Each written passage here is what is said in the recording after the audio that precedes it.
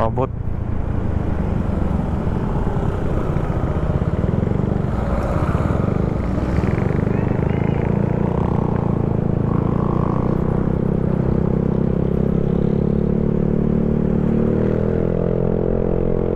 Pang reels tayo mga brother.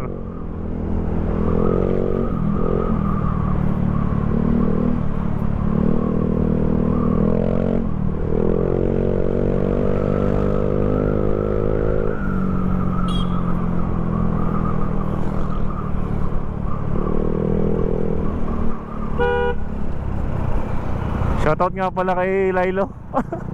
Ang banger ng cash drop.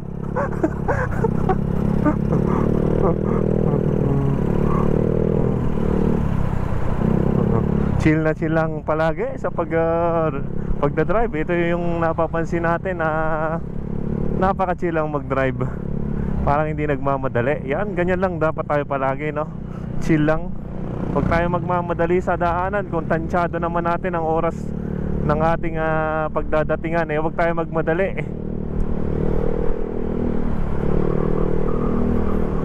Para makauwi tayo ng ligtas at hindi napapahamak sa ating mga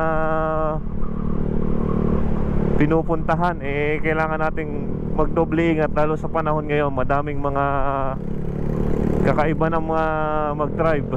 Yung kagaya nun, galing ka sa inner lane tapos pupunta ka sa kakaliwa ka, wag naman ganun bigla-biglang liliko.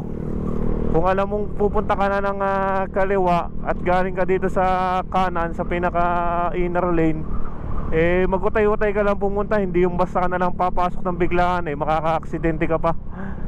Yan lang mga napapansin natin sa daan. Kaya nag-iingat nga tayo, pero ang mga kasabayan naman natin hindi nag-iingat, wala na.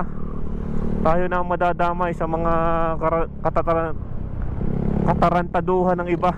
Yan, napasalita na tayo ng masama doon. Dahil yan ang tingin nga natin sa mga mahilig sumuway sa mga batas trapiko, yung mga biglang liko.